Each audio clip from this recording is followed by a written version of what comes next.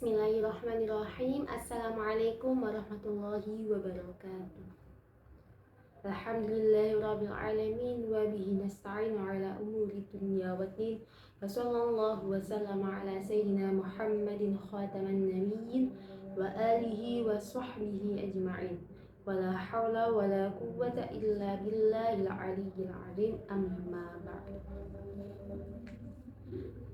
Sebelum kita mulai mempelajari kitab Safinatun Najah ini, perkenankan saya untuk memperkenalkan diri. Nama saya Duratul Yatimah Mu'nisal Antini dengan NIM 240107110042. Jadi pada kesempatan kali ini saya akan menyampaikan materi yang ada di dalam kitab Safinatun Najah, mulai dari pasal terkait tasydid yang ada di dalam minimal sholawat kepada Nabi hingga perkara-perkara yang membatalkan sholat. Sebelum kita mulai, mari kita bacakan Al-Fatihah terlebih dahulu kepada pengarang kitab Safinatun Najah, yakni Syekh Al-Alim Al-Fadil Salim bin Samil Al-Hadrami, dengan niat semoga apa yang kita pelajari dalam kitab beliau ini bisa bermanfaat bagi kita semua.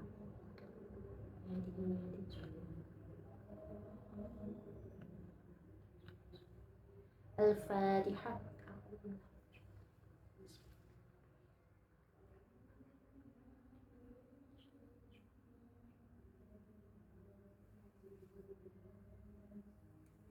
Bismillahirrahmanirrahim. Faslun tawi kiku fasl. Tasydidatu aqal disolati utawi piro-piro tasydid utawi piro-piro tasydide luwih setithike sholawat ala nabi yang ngatasi nabi iku arbaun papat. Allahumma utawi tasydid ing dalam lafaz Allahumma iku ala lami ing ngatasi lam wal mim lan mim. Sholli utawi tasydid ing dalam lafaz sholli iku ala lami ing ngatasi lam. Ala Muhammadin utawi tasydid ing dalam lafaz ala Muhammadin iku ala mimi ing ngatasi mim. Pasal pertama yang akan kita bahas ini menjelaskan tentang tasydid-tasydid yang ada di dalam aqallis sholah ala nabi atau minimal sholawat yang dibacakan kepada Nabi. Jadi mari kita mengingat sebelumnya, membaca sholawat kepada Nabi itu termasuk rukun sholat yang ke-15 sebagaimana telah disebutkan di awal pembahasan dalam kitab ini. Sehingga membaca sholawat kepada Nabi ini kita harus memperhatikannya dengan benar bagaimana cara membacanya. Dan salah satu yang harus kita perhatikan di dalam pembacaan sholawat kepada Nabi ini adalah bacaan tasydidnya. Di sini musonif menjelaskan bahwasanya tasydid yang ada pada minimal sholawat kepada Nabi itu ada 4. Letaknya pertama ada di lafaz Allahumma. Jadi lafaz Allahumma ini ada 2 tasydid, yakni berada pada lam kemudian mim. Kemudian tasydid yang ketiga ini ada pada lafaz sholli, yakni pada huruf lam. Dan yang keempat tasydidnya berada lafaz ala Muhammadin, yakni berada pada huruf mim. Juga aqallis sholah itu sebenarnya bagaimana? Aqallis sholah itu adalah bacaan yang paling minimal, sholawat yang minimal dibacakan kepada Nabi Muhammad. Bacanya yang tadi itu, yakni Allahumma sholli ala Muhammadin. Fasun tawi kiku fasun aqallus salami utawi luwih setithike salam iku assalamualaikum. Tasydid salami utawi tasydid lafaz salam iku ala sini ing atase sin. Pasal yang berikutnya menerangkan tentang salam. Setelah membahas tentang aqallis sholawat ya, yang berikutnya adalah salam. Jadi salam ini termasuk rukun sholat yang ke-16. Di sini musannif menjelaskan aqallus salam atau minimal salam yang dibacakan itu yang bagaimana. Jadi lafadznya adalah assalamualaikum. Kemudian musannif menjelaskan tasydid yang ada pada lafaz assalamualaikum ini ada 1, yakni berada pada lafaz assalam, ini pada huruf sin. Fasal tawi kiku fasal Awqatus sholati utawi pira-pira waktune sholat iku khamsun ana 5. Awal waktu zuhri siji utawi kawitane waktu zuhur iku zawalus syamsi srengenge. Wa akhiruhu utawi akhire waktu zuhri iku masiru dili syai'i dadine ayange suci-wiji mislahu ing sepadane syai'. Ghairu dilil istiwa'i sakliyane ayang-ayange ing dalam waktu istiwa. Pasal berikutnya menjelaskan tentang waktu-waktunya sholat. Jadi waktu-waktunya sholat itu ada 5. Yang pertama di sini disebutkan adalah waktu zuhur. Kemudian musannif menjelaskan permulaan waktu zuhur itu ketika tergelincirnya matahari. Jadi ketika matahari itu sudah tergelincir, jadi dia tidak pas berada di tengah-tengah langit, tapi dia sudah mulai condong ke arah barat, maka itu pertanda bahwasanya waktu zuhur telah dimulai. Kemudian akhir dari waktu zuhur ini kapan? Yakni ketika bayangan suatu benda itu menyerupai benda tersebut di selain waktu istiwa. Jadi ketika benda dia terkena sinar matahari, kemudian dia memiliki bayangan. Nah, ketika bayangan benda tadi ini dia panjangnya sama seperti bendanya, maka ketika itulah akhir waktu sholat zuhur. Nah, ini tidak berlaku ketika waktu istiwa. Waktu istiwa itu kapan? Tadi itu waktu ketika matahari berada di pas tengah-tengah langit. Yang kedua, wa awal waktu asri utawi kawitane waktu asr iku idza shara nalikane dadi apa dilukul syai'in. Ayang-ayange saben suci-wiji iku mislahu sepadane syai'. Wazada lan tambah apa dil walilan kelawan setitik. Wa akhiruhu utawi akhire waktu asr iku ghurub syamsi surupe srengenge. Yang kedua adalah waktu sholat asar. Jadi waktu asar ini dimulai ketika kapan? Jadi setelah waktu zuhur ini selesai, kemudian masuk waktu asar. Waktu asar ini ketika bayangan suatu benda tadi itu dia sama seperti bendanya, namun lebih panjang sedikit. Jadi kalau tadi waktu zuhur itu berakhir ketika bayangan suatu benda itu menyamai bendanya, maka awal waktu asar itu ketika bayangan tadi itu dia sudah bertambah sedikit lebih panjang daripada bendanya. Kemudian waktu asar ini dia berakhir ketika tenggelamnya matahari. Dan ketika matahari ini telah benar-benar tenggelam, tidak menyisakan sedikit pun matahari di langit, maka ketika itulah waktu asar telah berakhir. Wa awal waktu maghribi utawi kawitane waktu maghrib iku ghurub syamsi surupe srengenge. Wa akhiruhu utawi akhire waktu maghrib iku ghurub syafaqil ahmari surupe meko abang. Yang ketiga yakni waktu maghrib.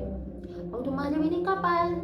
Yakni ketika tenggelamnya matahari. Nah, seperti tadi jadi ketika matahari ini telah benar-benar tenggelam, tidak terlihat sama sekali di langit, ketika itulah waktu maghrib itu telah dimulai.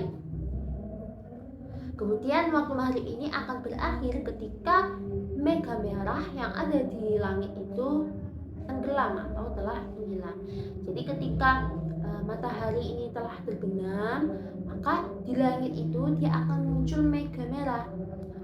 Mega merah ini apa ya? Ini dia cahaya kemerahan yang ada di langit setelah tenggelamnya matahari. Ketika mega merah tadi itu dia telah tenggelam, maka ketika itulah waktu maghrib telah berakhir.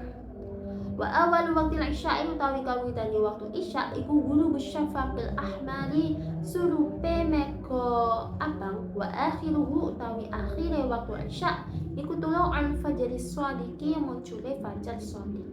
Waktu yang keempat yakni waktu sholat isya. Ketika kapan dimulainya? Yakni mulai dari tenggelamnya mega merah tadi dan berakhir ketika fajar shadiq ini muncul. Jadi sholat isya ini tergolong pada waktu yang panjang. Dia dimulai dari petang hari sampai ke dini hari.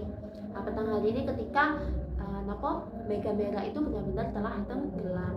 Kemudian waktu isya ini akan berakhir ketika muncul fajar shadiq.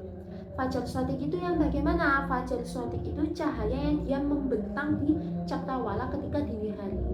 Nah, ini perlu diketahui juga, ada satu lagi fajar, yakni fajar kadhib. Nah, fajar kadhib ini dia cahayanya dikatakan di dalam kitab syarah itu seperti ekor serigala. Dan dia ini fajar kadhib ini cahayanya ini hanya sekilas membentang di cakrawala. Berbeda dengan fajar shadiq. Fajar shadiq ini dia memang muncul, kemudian semakin berlalu waktu maka fajar shadiq ini akan mulai membentang ke seluruh cakrawala. Wa awal waktu subahi utawi kawitane waktu subuh iku tulu al fajar shadiqi muncule fajar shadiq. Wa akhiruhu utawi akhire waktu subuh iku tulu syamsi muncule srengenge. Dan yang terakhir waktu sholat itu terakhir dijelaskan oleh musannif adalah waktu sholat subuh. Ketika kapan? Ketika tadi itu, yakni munculnya fajar shadiq dan berakhir ketika munculnya matahari. Jika tadi sholat isya ini termasuk waktu yang lumayan panjang, maka waktu sholat subuh ini juga dia tergolong waktu yang singkat. Jadi hanya ketika munculnya fajar, dimulai dari munculnya fajar shadiq sampai nanti muncul matahari. Kemudian dalam pasal ini musannif juga menjelaskan tentang mega. Jadi al-asfaqu utawi pira-pira mega iku salah satu ana telu. Siji ahmaru mega abang, wa asfaru lan mega kuning, wa abyadu lan mega putih. Jadi mega yang ada di langit itu ada 3. Pertama adalah mega merah, kemudian mega kuning dan mega putih. Al-ahmaru utawi mega abang iku maghribu waktu maghrib, wal asfaru utawi mega kuning, wa abyadu lan mega petak iku isya'un waktu isya. Nah, di antara 3 mega ini ketika di langit ini muncul mega merah, maka itu pertanda waktu maghrib, atau mega merah ini bisa kita katakan berada sepanjang waktu maghrib. Kemudian ketika muncul mega kuning ataupun mega putih, maka itu menunjukkan waktu isya atau adanya mega kuning dan mega putih ini ketika waktu isya. Wa yundabulan dan sunatakan apa takhiru sholat isya ngakhirakan sholat isya ila ayyaghiba tumeka yen to suruh apa asyafaqul asfaru mega kuning wa abyadu lan mega putih. Kemudian disunahkan untuk mengakhirkan sholat isya sampai tenggelamnya mega kuning dan putih. Jadi sekalipun tadi sudah kita ketahui bahwasanya mega kuning dan putih ini berada di waktu sholat isya. Nah, kemudian dijelaskan disunahkan untuk melaksanakan sholat isya ini kita menunggu terlebih dahulu sampai mega kuning dan putih tadi itu sudah tenggelam. Jadi sekalipun mega kuning dan putih itu sudah masuk ke dalam waktu sholat isya, tapi ada kesunatan untuk mengakhirkan pelaksanaan sholat isya sampai mega kuning dan putih ini benar-benar tenggelam.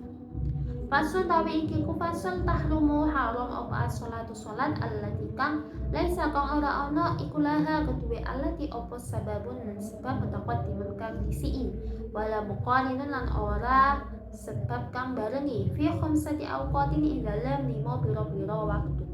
Pasal berikutnya menjelaskan tentang keharaman untuk melaksanakan sholat yang tidak memiliki sebab mutaqaddim atau sebab yang mendahului, juga sholat yang tidak memiliki sebab muqarin atau sebab yang bersamaan. Haram melaksanakan sholat tadi itu berada pada 5 waktu. Sebelumnya mari kita pahami terlebih dahulu sebenarnya sholat apa yang diharamkan. Jadi sholat yang diharamkan ini yang tidak memiliki sebab mutaqaddim. Sebab mutaqaddim itu apa? Jadi karena ada suatu sebab, maka sholat ini dilaksanakan. Contohnya seperti apa? Seperti tertinggal, sebabnya adalah tertinggal melaksanakan sholat fardu, misalnya sholat subuh, maka dilaksanakanlah sholat qadha subuh. Nah, itu adalah sholat yang memiliki sebab mutaqaddim. Kemudian juga sholat yang tidak memiliki sebab muqarin. Sebab muqarin ini seperti apa? Jadi seperti sebabnya dan pelaksanaan sholatnya itu bersamaan. Contohnya seperti sholat gerhana. Jadi karena ada gerhana, maka ketika itu juga disunahkan untuk melaksanakan sholat gerhana. Jadi jika sholat ini tidak memiliki dua sebab tadi, sebab mutaqaddim maupun sebab muqarin, maka dia diharamkan untuk dilaksanakan pada 5 waktu. Terus sebenarnya sholat yang seperti apa? Kalau kita pedalami ya, jadi sholat yang diharamkan untuk dilaksanakan pada 5 waktu ini adalah sholat sunnah mutlak. Jadi sholat yang benar-benar tidak memiliki sebab, atau dia memiliki sebab tapi dia mutaakhir sebabnya, atau di akhir. Jadi melaksanakan sholat kemudian sebab ini baru muncul setelah pelaksanaan sholat. Contohnya seperti apa? Seperti sholat istikharah. Nah, sholat istikharah ini kan meminta bantuan kepada Allah untuk memilih sesuatu. Nah, ini kan yang kita tujukan adalah doa setelah sholatnya. Jadi sholat ini dilaksanakan terlebih dahulu, baru kemudian sebab dari pelaksanaan sholat tersebut berada di akhir setelah pelaksanaan sholat. Jadi saya ulangi lagi, yang diharamkan untuk melaksanakan sholat pada 5 waktu ini adalah sholat yang tidak memiliki sebab mutaqaddim dan tidak memiliki sebab muqarin, atau bisa dikatakan adalah sholat sunnah mutlak dan sholat yang memiliki sebab mutaakhir. Sekarang kita pelajari 5 waktu ini apa saja. Inda dulu isyamsi, dalam nalikane muncul srengenge, hatta tartafi'a, sehingga munggah apa syams kadara rumhin ing sakadare tombak. Wa'indal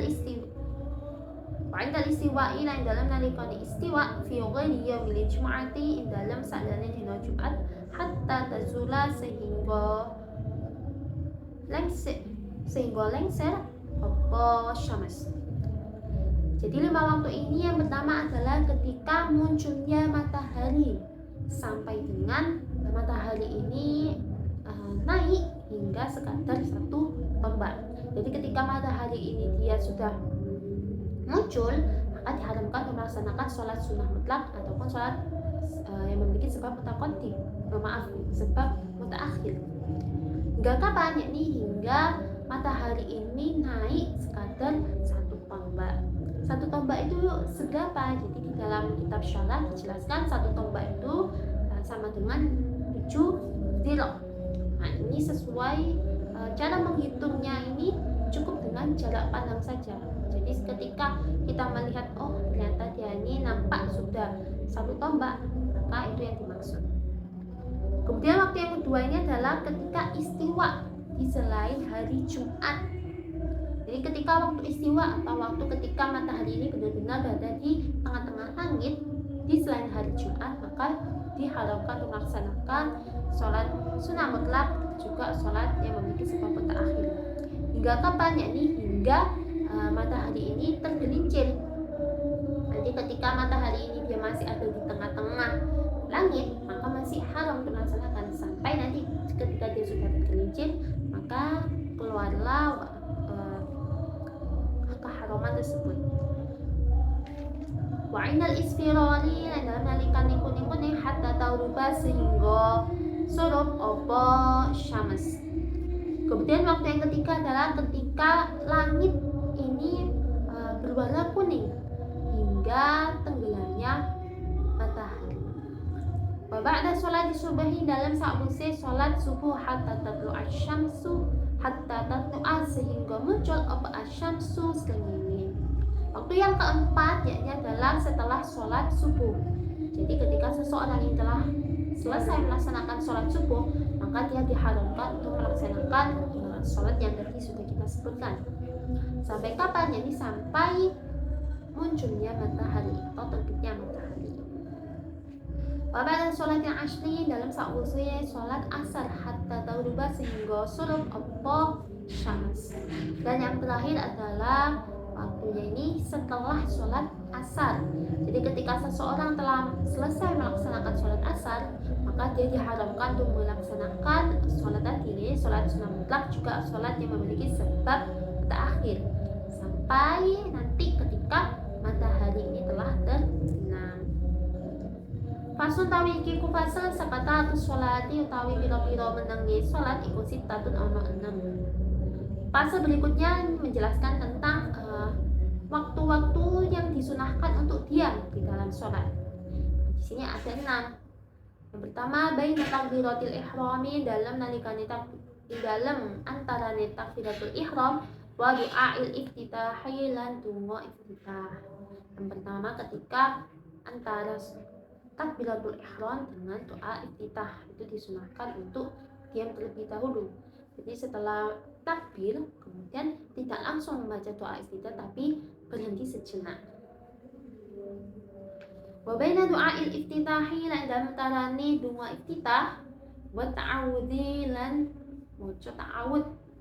Juga di antara pembacaan doa iftitah dengan ta'awud sebelum membaca Al-Fatihah. Wa bainal Fatihati wa ta'awudzi, dalam antarane Fatihah wa ta'awudzi lan ta'awud. Kemudian yang ketiga di antara pembacaan ta'awud dengan Al-Fatihah. Wa baina akhiril Fatihati wa amin, dalam antarane akhir Al-Fatihah wa amin lan lafaz amin. Juga yang berikutnya adalah antara akhir dari ayat Al-Fatihah dengan pembacaan amin setelah membaca Al-Fatihah. Wa baina amin, dalam antarane amin wasurati lan surat. Kemudian juga dianjurkan untuk diam di antara pembacaan amin dengan pembacaan awal surah. Jadi setelah melafazkan amin itu berhenti sejenak terlebih dahulu baru memulai untuk membaca surat selain Al-Fatihah. Wabena surati, dalam antarane surah wal ruku'i lan ruku'. Yang terakhir adalah di antara pembacaan surat dengan ruku'. Jadi setelah membaca surat itu tidak langsung ruku' tapi berhenti sejenak baru melaksanakan ruku'. Nah, diamnya ini nih seberapa lama sih? Nah, di dalam kitab syarah dijelaskan diamnya itu sekadar seperti seseorang membaca lafaz subhanallah. Fasun tawi kiku fasol al-arkanu tawi biro-biro rukun allati kang talzamu kang tetep fiha dalam allati opa tumakninatu tumaknina iku arba'atun papat. Pasal berikutnya menjelaskan tentang rukun-rukun yang diwajibkan di dalamnya untuk tumakninah. Sebagaimana yang diketahui sebelumnya ya. Jadi ada beberapa rukun yang dia ini pelaksanaannya ini harus tumakninah. Tumakninah ini sekadar membaca subhanallah. Ada berapa rukunnya ya? Ini ada 4. Yang pertama al-ruku'u, rupanya ruku'. Wal i'tidalu lan i'tidal, was sujudu lan sujud, wal julusu lan longgo baina sajdataini, dalam antarane sujud loro. Jadi ada 4 rukun yang diwajibkan untuk tumakninah di dalamnya. Yang pertama adalah ruku', kedua i'tidal, ketika sujud, dan yang keempat adalah duduk di antara dua sujud. Tumakninah tu tawidi maknina ya yo tumakninah ikut sukunun menang ba'da harokatin, dalam sause gerak bihaitsu yastakiru, dalam sekiranya tetap apa kullu qatwin saben anggota mahallahu ing panggonane kul biqadri subhanallah, ing dalam kadare maca subhanallah. Kemudian di sini musannif menjelaskan tumakninah itu apa? Tumakninah ini adalah diam setelah bergerak. Sekiranya anggota badan itu dia tetap pada tempatnya sekadar membaca subhanallah. Fasal tawi iku fasal asbabu sujud sawi tawi pira-pira sebabe sujud sawi iku arba'atun ana 4. Pasal berikutnya menjelaskan tentang sebab-sebab dilaksanakannya sujud sahwi. Yakni sebabnya ada 4. Sebenarnya sujud sahwi itu apa? Jadi sujud sahwi ini adalah sujud tambahan setelah melaksanakan setelah membaca tasyahud ya, setelah membaca tasyahud akhir sebelum salam. Itu kita menambah 2 sujud dikarenakan suatu hal. Apa ini halnya? Penyebabnya al-awalu tawi kang kawitan ikutar kuba'din ninggal sunnah ab'ad min ab'adis sholati saking pira-pira sunnah ab'ad sholat au ba'dil ba'di utawa sebagiane sunnah ba'd. Yang pertama adalah dikarenakan seseorang ini tidak melaksanakan sunnah ab'ad atau tidak melaksanakan sebagian sunnah ab'ad. Nah, ini pembahasan tentang sunnah ab'ad akan kita bahas setelah ini. Asani utawi kang kaping pindho iku fi'lu ma nglakoni perkara yubatilu kang batalaken apa amduhu najoma wala yutilu lan ora batalaken apa sahbuhu laline ma. Ida fa'ala nalikane nglakoni sapa wong hu ing manasyan hale wong kang lali. Yang kedua adalah penyebabnya karena melakukan sesuatu yang bisa membatalkan ketika disengaja melakukannya, tapi dia tidak membatalkan jika dilakukannya tadi itu secara lupa. Kemudian orang tadi melakukan hal tersebut tadi ketika dia ini dalam keadaan lupa. Jadi ada suatu perkara yang dia ini jika sengaja dilakukan itu akan membatalkan sholat. Tetapi kalau tidak sengaja dilakukan atau lupa, karena lupa dia melakukannya, itu dia tidak membatalkan. Jika seseorang ini melakukan hal tersebut tadi dalam keadaan dia ini lupa dalam keadaan sholat, maka dia disunahkan melaksanakan sujud sahwi.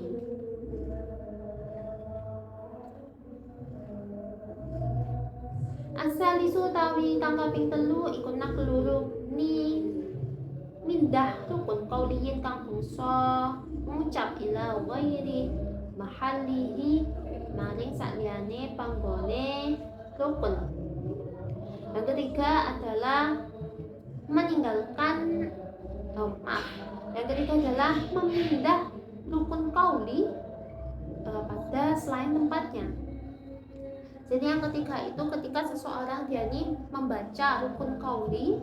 Rukun qauli ini apa? Rukun sholat tapi yang dia ini sifatnya sebuah ucapan seperti membaca al-fatihah atau membaca tasyahud. Nah, dia ini memindah tempatnya, bukan waktunya membaca fatihah tapi dia membaca fatihah, maka dia disunahkan untuk melaksanakan sujud sahwi. Gitu. Kemudian tadi maaf ya saya tambahkan keterangan untuk alasan yang kedua, sebab yang kedua. Jadi apa sih sesuatu yang dia ini bisa membatalkan kalau sengaja dilakukan, tapi kalau lupa tidak membatalkan? Nah itu contohnya jika mengikuti kitab syarah itu seperti makan ya. Jadi makan ini ketika dia ini sengaja melakukan makan maka akan batal sholatnya, tapi jika dia ini lupa kalau dia dalam keadaan sholat kemudian dia makan maka sholatnya tidak batal. Jika seseorang semisal tadi itu makan dalam keadaan dia ini lupa dia ini berada dalam kondisi sholat, maka dia disunahkan untuk melaksanakan sujud sahwi. Ar-rabi'u tawi kang kaping 4 iku uluknin numigaaken rukun fi'liyin kang bangsa penggawean ma'ihtimali ziyadati semetane membere nambah. Yang keempat atau sebab sujud sahwi yang terakhir adalah seseorang ini mengerjakan rukun fi'li. Rukun fi'li ini apa? Rukun sholat yang berupa suatu tindakan. Contohnya seperti apa? Seperti ruku atau sujud. Ma'ihtimali ziyadati dengan kemungkinan ini melebihi daripada yang seharusnya. Nah, contohnya maksudnya seperti apa? Jadi seseorang ini dia melakukan rukuk tambahan. Jadi dia sebenarnya sudah rukuk, tapi dia rukuk lagi. Sekalipun tadi ini dia kemudian ada kemungkinan rukuk yang dia lakukan kedua kalinya ini adalah tambahan. Saya kasih contoh yang lainnya, semisal seseorang ini dia telah rukuk sebenarnya, kemudian dia posisi i'tidal, lalu dia lupa, sebenarnya ini saya sudah rukuk atau tidak. Maka di dalam kitab syarah dijelaskan seseorang tersebut dia harus melakukan rukuk tadi, sekalipun tadi kan berarti ada kemungkinan ini adalah rukuk tambahan. Orang tadi ini dia disunahkan untuk melaksanakan sujud sahwi karena dia melakukan rukuk yang kedua tadi itu.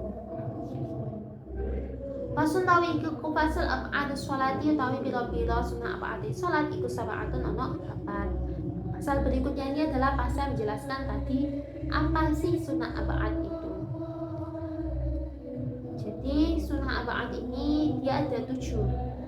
Yang pertama at-tasyahudul awalu, tasyahud awal. Wa qu'uduhu, yang kedua lan lunggune tasyahud awal. Yang ketiga wassolatu, dan sholat ala nabi ing atas nabi fihi dalam tasyahud awal.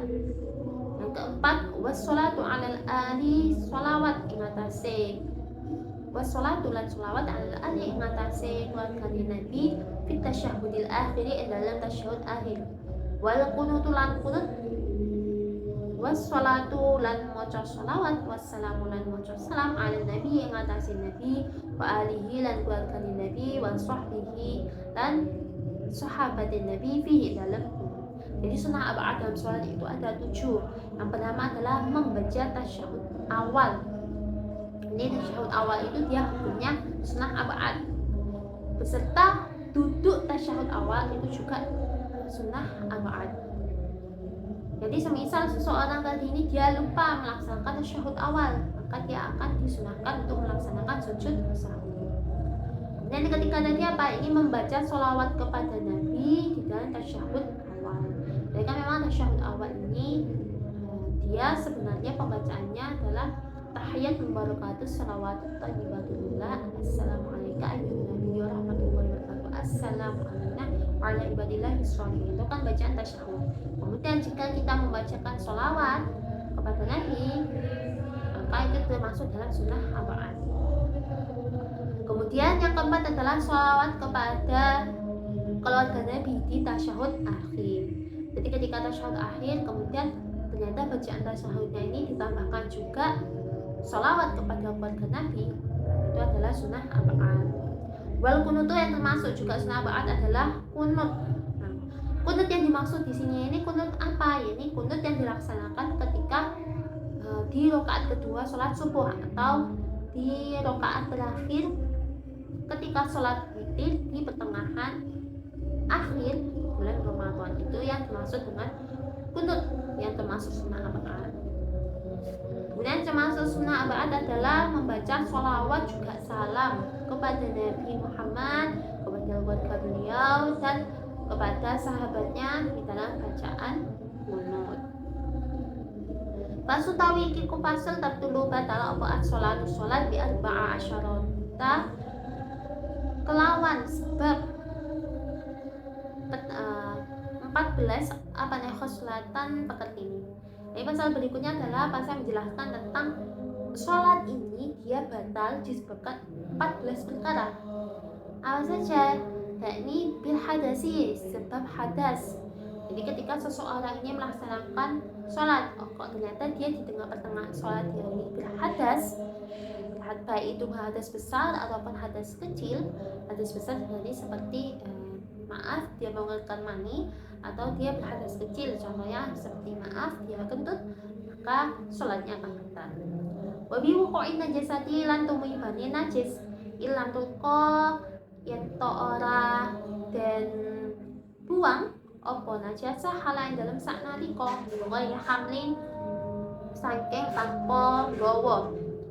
Yang membatalkan sholat juga adalah jatuhnya najis ke badan atau ke pakaian atau ke tempat seseorang yang sholat, jika najis tadi ini tidak langsung dibuang seketika itu tanpa perlu dibawa.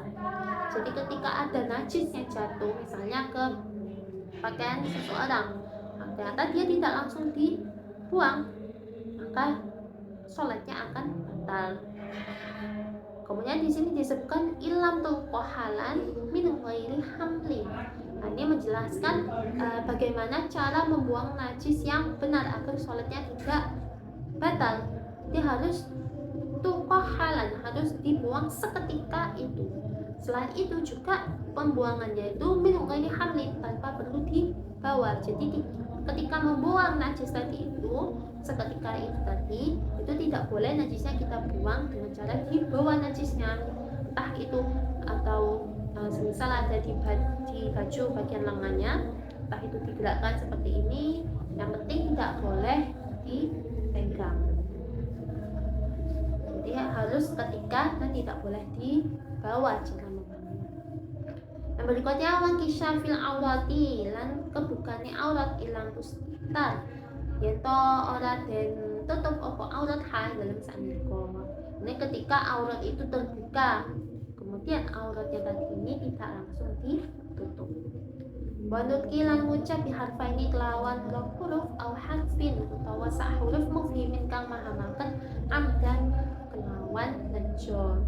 Yang membatalkan sholat juga adalah berbicara dua huruf atau satu huruf tapi bisa memahamkan secara sengaja.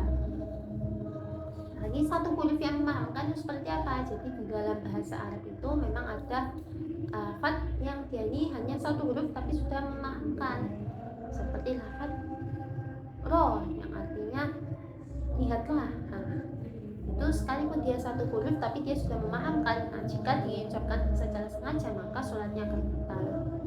Wabil muftiri lan sebab perkara kang batalaken poso adat kelawan nejo. Jadi juga beberapa perkara yang membatalkan puasa itu akan membatalkan sholat juga jika dilakukan secara sengaja. Contohnya apa? Seperti makan. Itu ketika dilakukan secara sengaja di dalam sholat maka sholatnya akan batal. Wal akli al katsiri lan mangan kang akeh nasian hale wong kang lali. Kemudian yang membatalkan sholat juga adalah ketika seseorang itu makan dengan banyak dalam keadaan dia lupa bahwa dia ini sholat. Jadi jika seseorang ini dia lupa bahwa dia ini dalam kondisi sholat, kemudian dia makan dalam porsi yang banyak, itu bisa membatalkan sholat. Wasalasi harokatin lan telu biro-biro gerak mutawaliyatin kang nuli-nuli walau sahwan senajan iku ing dalem senajan iku kelawan lali. Juga yang membatalkan sholat adalah gerak sebanyak 3 kali berturut-turut sekalipun seseorang ini melakukannya dalam keadaan lupa. Nah, yang dimaksud gerakan di sini ini adalah gerakan yang berat. Contohnya seperti apa? Seperti menggerakkan kepala atau menggerakkan kaki ataupun tangan sebanyak 3 kali berturut-turut, maka dia akan batal sholatnya. Tapi misal seseorang itu dia bergerak secara ringan, maksudnya gerak ringan itu apa? Seperti mengedipkan kelopak mata, itu termasuk ringan, atau dia menggerakkan jarinya, itu sekalipun digerakkan 3 kali secara berturut-turut itu tidak membatalkan sholat. Jadi gerakan yang dimaksud itu adalah gerakan yang berat atau yang besar. Kemudian walwasbati alfahisyati dan loncat alfahisya kang banget. Kemudian yang membatalkan sholat juga adalah ketika seseorang ini lompat. Jadi dalam keadaan sholat kemudian ternyata dia lompat, maka sholatnya akan batal. Berbati lan mukul al mufritoti kang banget. Juga yang membatalkan sholat adalah memukul dengan keras. Misalnya dalam keadaan sholat kemudian entah dia memukul apa secara keras maka batal sholatnya. Waziyadati ruknin lan nambah rukun fi'lin kang bangsa penggawean amdan kelawan nejo. Juga membatalkan sholat itu jika seseorang dia menambah rukun fi'li. Jadi rukun fi'li ini rukun yang berupa tindakan seperti ruku. Misal dia menambah ruku secara sengaja maka batal sholatnya. Wa taqaddumi lan maju ala imamihi ngatasi imame makmum.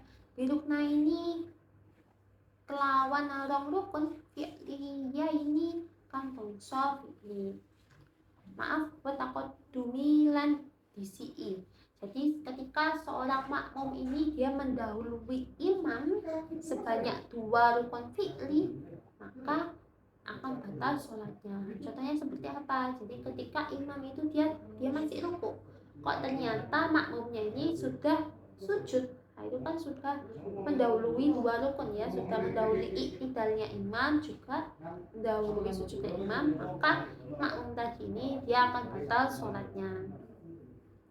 Wa takhallufi lan keri bihima ing dalem ruknaini fi'liya ini biwai rin ing dalem sakyane uzur, juga batal napa sholatnya seseorang jika dia ini tertinggal 2 rukun dari imam tanpa adanya uzur, tanpa adanya alasan yang diterima. Jadi ketika seorang makmum ini ternyata dia tertinggal, dia masih ruku padahal imamnya ini sudah sujud. Nah, dia tertinggal ini tanpa ada uzur atau halangan yang diterima, maka batal sholatnya. Wa niyati qat'i sholati lan niat maqad sholat, juga batal ketika seseorang itu niat untuk memutuskan sholatnya. Jadi ke dalam keadaan sholat kemudian aku mau selesai sholatnya misalnya kayak gitu, maka sekalipun itu hanya niat saja maka batal sholatnya. Wa ta'liqi qat'iha bisyai'in, wa ta'liqi qat'iha lan gantungaken maqad sholat bisyai'in kelawan suci-suci, juga batal ketika seseorang ini menggantungkan pemutusan sholatnya atau pembatalan sholatnya tadi itu pada sesuatu.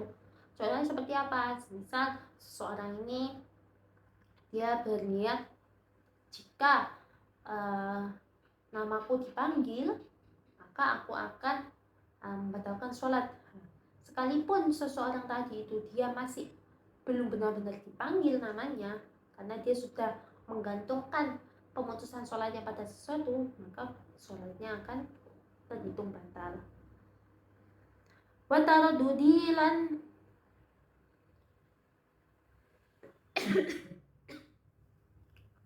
wa taradudi lan mamang fi qat'iha ing dalem maqad sholat, juga batal sholatnya seseorang ini jika dia ragu-ragu dalam membatalkan sholatnya. Jadi ketika seseorang ini apa aku batalkan saja sholatnya ya atau tidak, kalau dia dalam keadaan ragu maka dia terhitung batal sholatnya. Fasun tawikiku fasal alladzi utawi perkara yalzamu kang tetep fihi ing dalem alladzi apa niatul imamati, niat ngimami iku arbaun papat. Pasal berikutnya ini menjelaskan bahwa terkait hal-hal atau kondisi yang mewajibkan untuk niat menjadi seorang imam itu ada 4. Apa saja? Yakni pertama al-jumu'atu, sholat Jumat, wal mu'adatu lan sholat kang den baleni, wal ma'dzuratu lan sholat kang den nadar jama'atan kelawan jamaah, wal mutaqaddimatu lan sholat jamaah takdim fil matari ing dalem udan, sebab udan. Jadi dalam 4 kondisi tadi itu seseorang yang menjadi imam dia harus berniat menjadi imam. Kapan? Yang pertama adalah ketika seseorang menjadi imamnya sholat Jumat. Kemudian seseorang ini dia menjadi imam pada sholat yang diulangi. Maksudnya sholat yang diulangi itu bagaimana? Semisal seseorang ini dia sudah melaksanakan sholat asar munfarid sendiri, kemudian yang datang orang lain, kemudian mereka berjamaah. Nah, tadi kan berarti imam yang orang yang tadi dia sudah melaksanakan munfarid, berarti dia melaksanakan sholat lagi. Nah, ketika dia menjadi seorang imam, dia harus berniat menjadi imam. Yang ketiga adalah sholat nadar. Jadi sholat yang dinadarkan, yang dilaksanakan secara jamaah. Maka ketika dia menjadi imam, wajib berniat menjadi imam. Kemudian juga adalah ketika seseorang ini menjadi imam dalam pelaksanaan sholat jamak takdim yang disebabkan hujan. Tadi kan juga salah satu alasan atau yang sebab yang bisa diterima melaksanakan jamak adalah hujan. Nah, ketika seseorang yang menjadi imam dalam jamak tadi ini, jamak takdim yang disebabkan oleh hujan, dia wajib berniat menjadi imam. Fasun tawi iku fasal syurutul qudwati utawi pira-pira syarate anut iku ahada asyara ono 11. Pasal berikutnya ini menjelaskan tentang syarat-syarat seseorang ini mengikuti seorang imam, atau lebih mudahnya adalah syarat menjadi makmum. Itu apa? Sehingga seseorang ini bisa dikatakan sah sebagai makmum atau dia sah mengikuti seorang imam. Ini ada 11. Yang pertama, alla ya'lama yaitu ora weruh sapa makmum butlana sholati imamihi ing padale sholati imam makmum bi hadasin sebab hadas atau ghairihi utawa saliyane hadas. Jadi ketika seseorang ini dia tidak mengetahui bahwasanya ternyata imamnya tadi ini sholatnya ini terhitung batal, entah karena imam tadi itu berhadas atau tidak berhadas. Jadi jika makmum tadi ini tidak tahu tentang hal tersebut, maka dia sebagai makmum sholat jamaahnya tadi itu terhitung sah. Wala ya'ta kita lan nyeto ora yakin sapa makmum wujub qadaiha ing wajib qadai sholat alaihi ing atase imam. Juga ketika seorang makmum ini dia tidak meyakini kewajiban untuk mengqadai sholat bagi imam. Jadi jika makmum ini tidak ada keyakinan bahwa imam ini dia harus mengqadai sholat yang dilaksanakan. Nah, jika dia tidak berkeyakinan seperti itu, maka sah dia mengikuti imam tersebut. Wa la yakuna lan yata ora ana sapa imam iku makmuman makmum. Wala ummiyan lan ora ana sapa imam iku wong kang ummi. Dan jika imam yang diikuti ini dia statusnya bukan sebagai makmum, jadi jangan sampai seseorang ini mengikuti seseorang yang ternyata dia adalah makmum. Jadi tidak bisa ada imam kemudian makmum, kemudian makmum ini menjadi imam dari makmum. Nah, itu tidak boleh.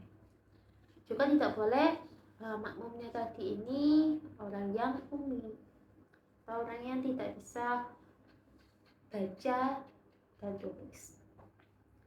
Wa alla yataqaddama lan yato ora wisi sapa makmum alaihi ngatasi imam fil mauqifi ing dalem nggon ngadeg.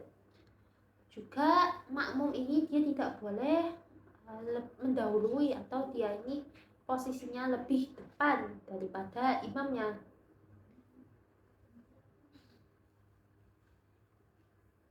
Wa an ya'lama lan yanta weruh sapa makmum intiqala di imamihi ing perpindahane imame makmum. Juga makmum ini dia harus mengetahui setiap pergerakan perpindahannya imam. Kapan imam ini ruku, kapan imam ini sujud. Nah, itu makmum harus mengetahui hal tersebut. Wa ayajtami'a lan yanta kumpul sapa imam lan makmum fi masjid dalam masjid. Au fi salasi mi'ati dhira'in utawa ing dalem 300 dhira' takriban dalem kira-kira nih.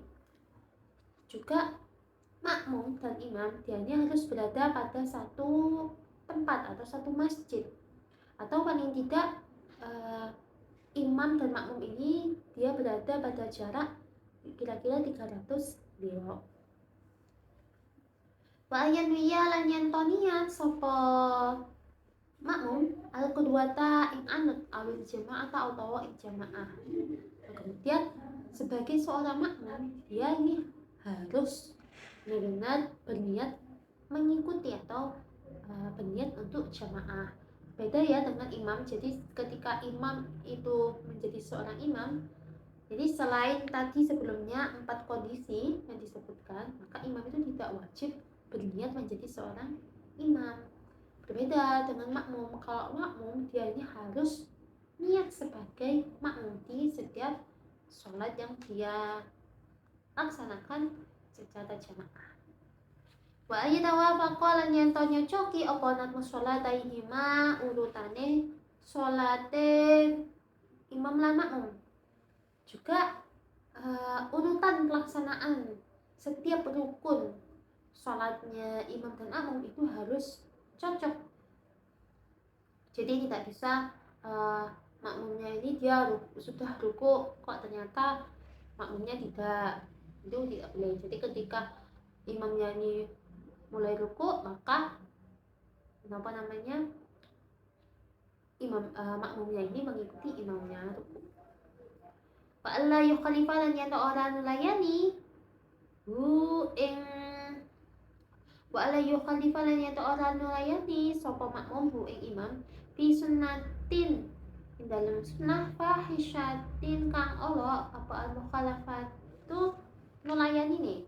Juga makmum ini dia tidak boleh menyelisihi imam dalam sunnah yang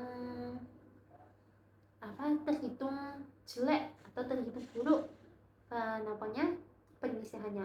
Contohnya seperti apa? Sunnah di sini misal imamnya ini dia melaksanakan kunut, kemudian makmumnya tidak, itu kan dia berbeda, tidak melaksanakan sholat, tidak melaksanakan sunnah tadi itu tidak boleh. Wa ayyu tabi'al nyento anut sapa makmum hu imam. Terakhir adalah makmum itu dia harus mengikuti imamnya. Faslon tawi kiku fasal suarul kedwati utawi pira-pira gambarani anut ikutis ono songo. Pasal berikutnya adalah menjelaskan tentang gambaran anut mengikuti imam atau gambaran jamaah itu ada 9. Tasihu kang sah apa kedua fi khamsin di dalam 5. Di antara 9 jamaah yang dilakukan ini ada 5 yang sah. Ini kapan saja?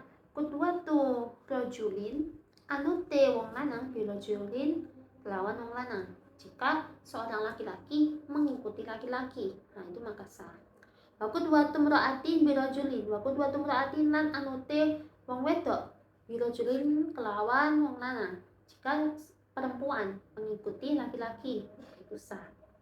Wa qudwatu khunsa lan anute khunsa bi rajulin kelawan wong lanang.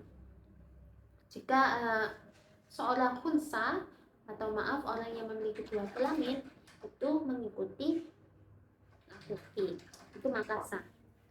Wa qudwatum ra'atin dan anute wong wedok bi khunsa kelawan khunsa. Jika ketika seorang perempuan itu dia mengikuti khunsa, maka itu terhitung sah. Wa qudwatum ra'atin dan anute wong wadon diberartiin kelawan wong wadon. Ketika seorang perempuan mengikuti perempuan, itu juga terhitung sah. Jadi 5 jamaah tadi itu dia terhitung sah. Kemudian sisanya 4 ini watab tululan batal apa kedua fi arba'in dalam 4. Batal jamaahnya atau tidak dianggap sah jamaahnya jika dilakukan dalam 4 hal berikut ini. Itu kapan? Qudwatu rajulin anute wong lanang bimraatin kelawan wong wadon. Jika seorang laki-laki mengikuti perempuan, itu maka jamaahnya tidak terhitung atau batal. Wa qudwatu rajulin lan anute wong lanang bi khunsa kelawan wandu. Jika seorang laki-laki dia mengikuti khunsa, maka sholatnya batal juga. Qudwatu khunsalan anute khunsa bimraatin kelawan wong wadon. Juga batal jika seorang khunsa ini dia mengikuti atau berjamaah dengan perempuan. Wa qudwatu khunsalan anute khunsa bi khunsa kelawan khunsa kan yo. Dan jika seorang khunsa dia mengikuti khunsa yang lain, maka sholat jamaahnya ini terhitung batal atau tidak sah. Fasun tawi kiku pasal syurutu jam'i taqdimi utawi pira-pira syarat jamak takdim iku arba'atun ana papat. Pasal berikutnya menjelaskan tentang syarat-syarat pelaksanaan jamak takdim. Itu ada 4. Apa saja? Al-bada'atu rupane ngawiti bil ula ing dalam waktu kang kawitan. Jadi pelaksanaan jamak takdim itu dia dimulai dari di waktu yang pertama. Misalnya menjamak sholat zuhur dengan asar, maka jamak takdim tadi ini dilaksanakan di waktu yang pertama, yakni waktu zuhur. Wa niyatul jam'i lan niat jamak fiha ing dalam al-ula. Kemudian seseorang ini dia berniat untuk melaksanakan jamak di waktu pertama tadi. Contohnya berarti di waktu zuhur. Wal muwalatu lan nuli-nuli bainahuma ing dalem antarane urang salat kang den jamak. Kemudian dalam pelaksanaan ini harus terus menerus. Jadi setelah melaksanakan sholat yang pertama, kemudian langsung dilanjut dengan sholat yang kedua. Contohnya berarti setelah melaksanakan sholat zuhur, kemudian dilanjut dengan melaksanakan sholat asar. Wadawamul udri lan langgenge udur. Kemudian juga jamak takdim ini dia harus pelaksanaannya itu ketika berlangsungnya udur. Jadi selama sampai di waktu pelaksanaan takbir yang kedua, itu udur atau halangan yang menyebabkan dia jamak takdim itu harus tetap ada. Fasun tawi iku fasal syurutu jam'i takhiri utawi bila-bila syarat jamak takhir iku isnani ono loro. Kemudian pasal berikutnya menjelaskan tentang syarat pelaksanaan jamak takhir. Ini ada 2. Yang pertama apa? Yakni niyatut takhiri, niat jamak takhir. Pokok bagian teman-teman tetap di waktu ula saking waktu kang kawitan apa mah waktu ya sa'au kang amat apa maha ing sholat. Jadi yang pertama syarat dari jamak takhir itu adalah niat untuk melaksanakan jamak takhir. Niatnya ini itu harus ketika berada di waktu sholat yang pertama, yang mana waktu tadi itu perkiraannya cukup untuk dilaksanakan sholat. Jadi contohnya misalnya menjamak sholat zuhur dan asar, kemudian niatnya di jamak takhir, jadi pelaksanaannya kan pada asar, tetapi niat melakukan jamak takhirnya itu pada waktu zuhur. Dan juga pada waktu zuhur ini dia tidak boleh mepet waktunya menjelang ke waktu kedua. Jadi harus ada sisa waktu yang sekiranya bisa dilaksanakan sholat, kemudian dia niat jamak takhir. Itu baru pelaksanaan jamak takhirnya ini dianggap sah. Wadawamul udri lan langgenge udur ila tamami tsaniyati maring sempurnane sholat kang kaping pindho. Kemudian jamak takhir ini juga sah jika udur atau penyebab dia melaksanakan jamak takhir ini ada sampai dia selesai melaksanakan sholat yang kedua. Berbeda berarti ya dengan jamak takdim. Kalau jamak takdim ini dawamul udrinya atau terus menerus adanya udurnya itu hanya sampai takbirnya sholat kedua. Tapi kalau jamak takhir ini harus sampai selesai sholat kedua, sampai selesai salam, itu udurnya masih tetap ada. Fasulan tawi iki fasal syurutul qasri utawi pira-pira syarat qasr iku sab'atun ana 7. Pasal berikutnya menjelaskan tentang syarat-syarat melaksanakan sholat qasr. Ini ada 7. Ayakuna rupanya ayakuna yen to ana apa safaruhu lungane wong iku marhalataini rong marhalah. Pertama yakni jika perjalanan seseorang tadi ini itu sejarak 2 marhalah atau 87 km. Wa ayakuna lan yen to ana apa safar iku mubahan perkara kang den menangi. juga jika perjalanan yang dilakukan oleh seseorang tadi ini adalah perjalanan yang hukumnya mubah atau boleh. Nah, tidak boleh safar yang dilakukan itu misal safar yang dilarang. Misalnya dia berpergian ini tujuannya untuk melakukan maksiat. Jadi kan safarnya terhitung dilarang, itu tidak boleh dia melaksanakan sholat qasar. Wal ilmu lan ngawarui bijawazil qasri kelawan wenangi qasar. Dan seseorang ini dia harus mengetahui bahwa boleh untuk melaksanakan sholat qasar. Wa niyatul qasri lan niat qasar indal ihrami dalam nalikane takbiratul ihram. Kemudian seseorang ini dia harus berniat qasar ketika takbiratul ihram. Wa antakuna lan yen ana apa as-sholatu sholat iku rubaiyatan bangsa papat. Kemudian sholat yang dikosor ini harus sholat yang jumlah rakaatnya adalah 4. Ya kan kosor itu kan adalah memeringkas jumlah rakaat yang dilaksanakan. Jadi aslinya 4 rakaat, kemudian dia dipangkas menjadi 2 rakaat. Wadawamu safari lan langgenge lunga ila tamamiha maring sempurnane sholat. Kemudian juga syaratnya adalah safarnya tadi ini dia masih berada pada safar sampai selesainya sholat. Wa layak tadiya lan yen ora anut sapa wong bimutimin kelawan wong kang nyempurnaaken bijus'in dalam bagian min sholatihi saking sholate mutim. Juga tidak boleh jika orang yang qasar tadi itu dia mengikuti atau berjemaah kepada orang yang menyempurnakan sholatnya. Jadi nggak boleh orang yang dia ini mengqasar sholat ternyata dia berjamaah dengan orang yang melaksanakan sholatnya ini lengkap sejumlah 4 rakaat. Faslun tawiki ku fasl. Syurutul Jum'ati tawi bila-bila sholati Jumat. Sholat Jumat iku sitatu nama 6.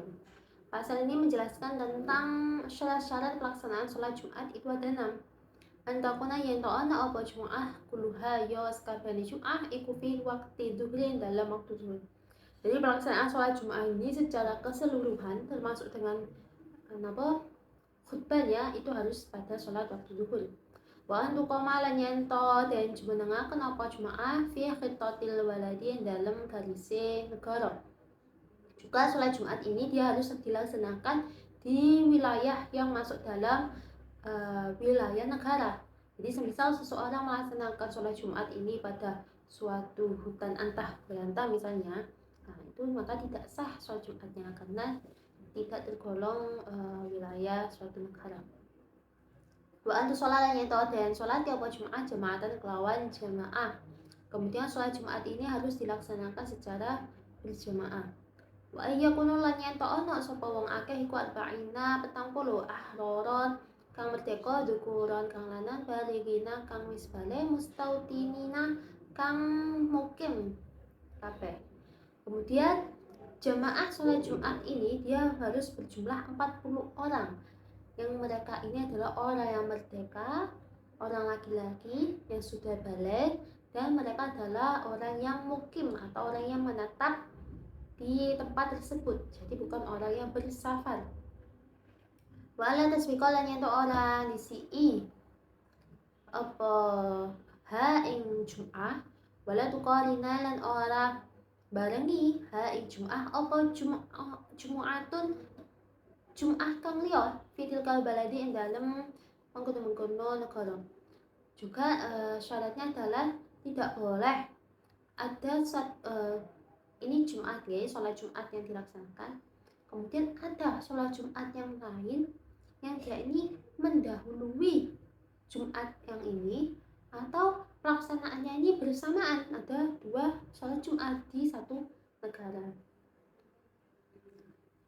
Wa ayataqaddama lan yanto disi ha ing Jumat apa khutbatani khutbah loro. Kemudian sholat Jumat ini dia harus didahului dengan 2 khutbah terlebih dahulu.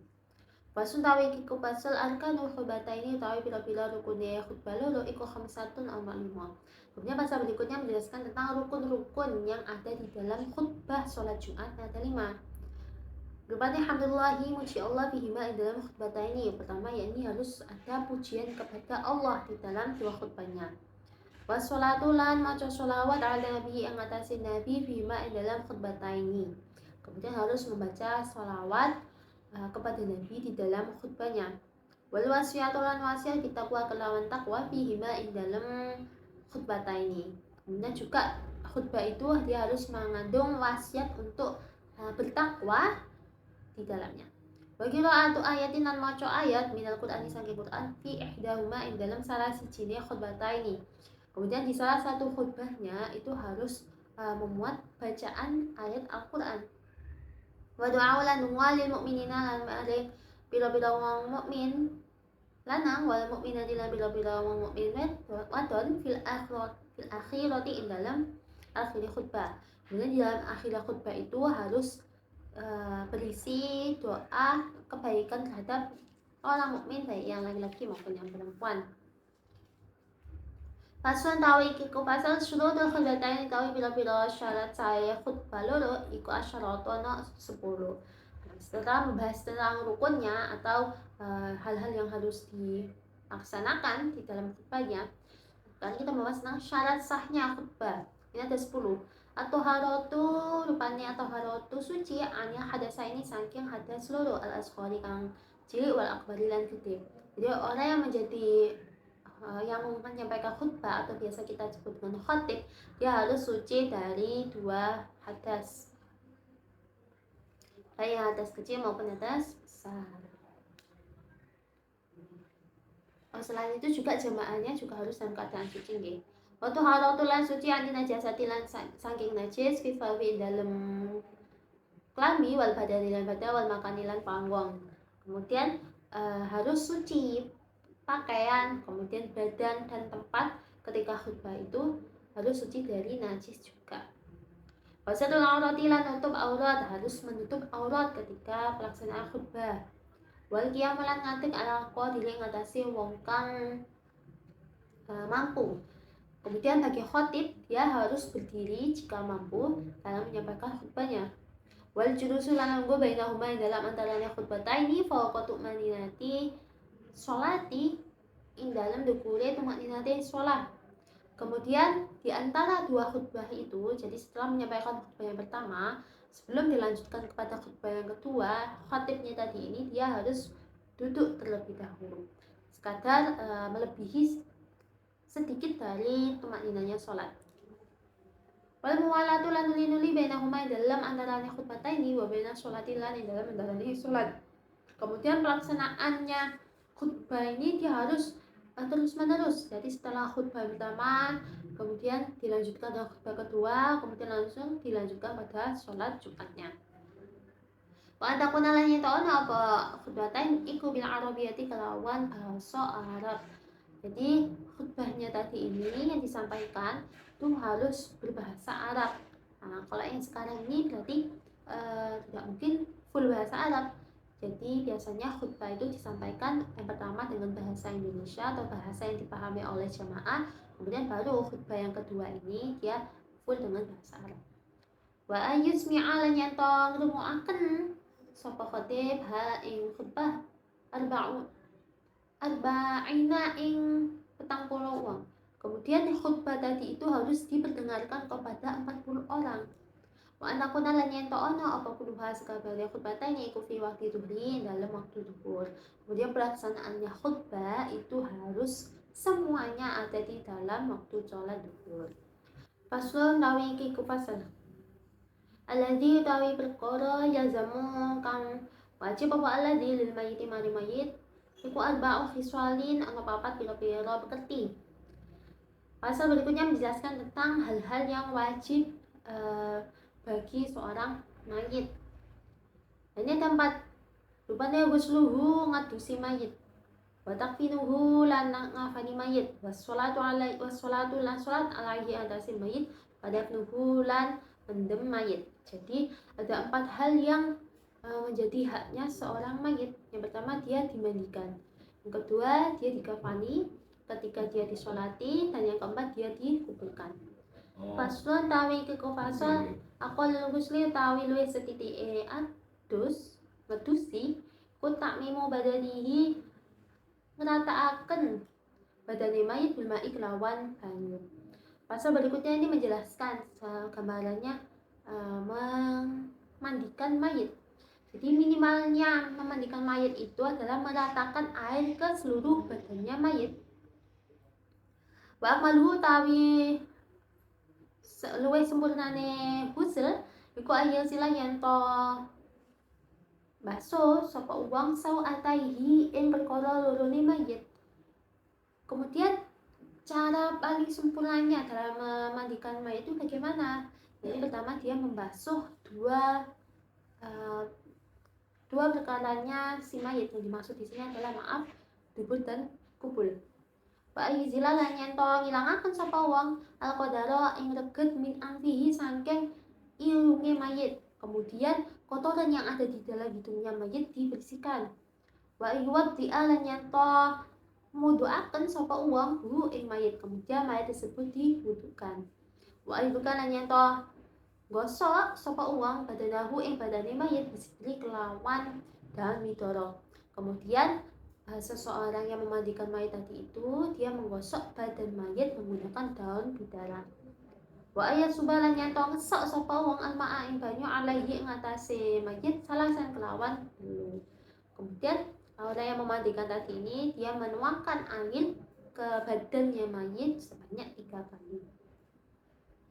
Pasun tawi iku pasal akalul kafani utawi luwih setitike kafan iku saubun klambi ya kang ngeratani apa saubu ing mayit. Kemudian pasal ini menjelaskan minimalnya kafan itu adalah pakaian yang bisa menutupi mayit. Jadi bisa merata menutupi seluruh badan mayit. Wa akmaluhu tawi luwe sempurnane kafan dirijali kedue wong lanang iku salah sulafa ifa telu piro-piro lapis. Walilah mati lan mari kedue wong wadon iku komisun gamis wa khimarun khimar wa izarun sarung wa nifa fatani lan rong lapis. Nah, sedangkan paling sempurnanya kafan itu bagi laki-laki itu berjumlah 3 lapis kain.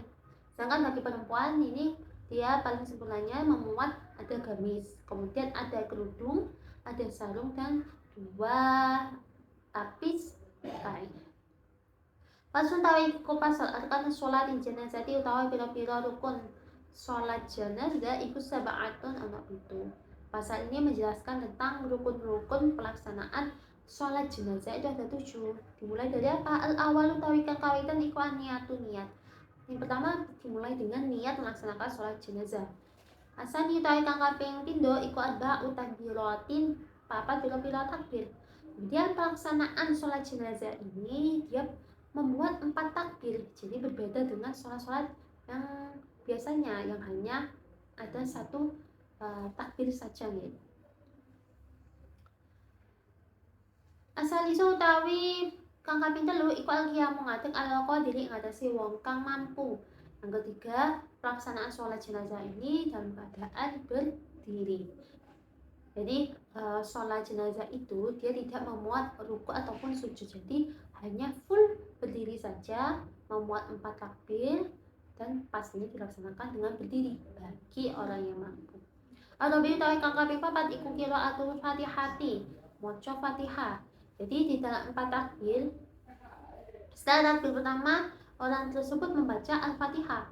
Al-Khamis utawi kang kaping 5 iku as-sholatu maca sholawat ala nabi ngatasi nabi ba'da saniyatin dalam sause takbir kang kaping 7. Nah, setelah takbir yang kedua, seseorang tadi ini membaca sholawat kepada Nabi. As-sadisu utawi kang kaping 6 iku doa udunga lil mayyit marang mayyit ba'da salisatin dalam sause rakaat kang dalam sause takbir kang ketelu.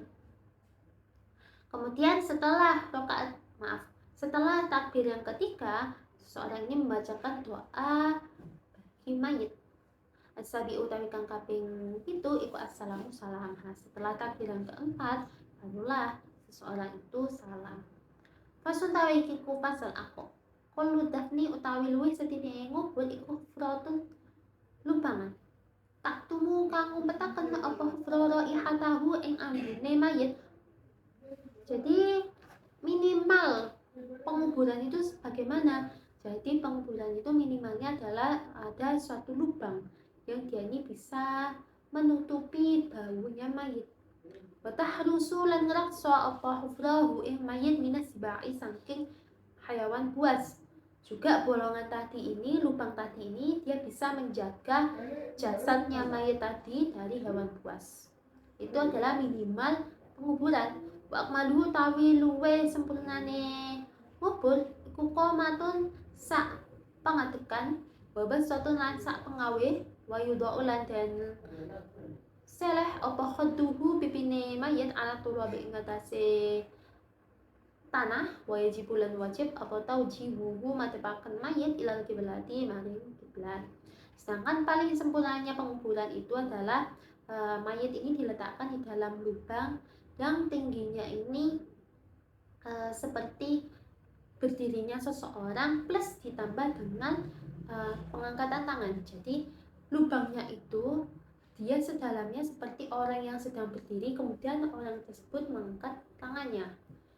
Itu adalah paling sempurnanya penguburan. Juga pipinya mayit tadi itu dia diletakkan ke ke tanah, jadi menempel dengan tanah pipinya. Dan juga wajib menghadapkan posisinya mayit tadi itu ke arah kiblat. Fasun tawi kiko fasun yumbasu dan ketuk apa almayitu mayit li arba'i khisolin krono papat pira-pira pekerti. Kemudian pasalnya menjelaskan kondisi yang mana mayit ini kuburannya ini bisa digali ulang. Karena ada 4 hal. Apa ini? Lil gusli krono ngedusi.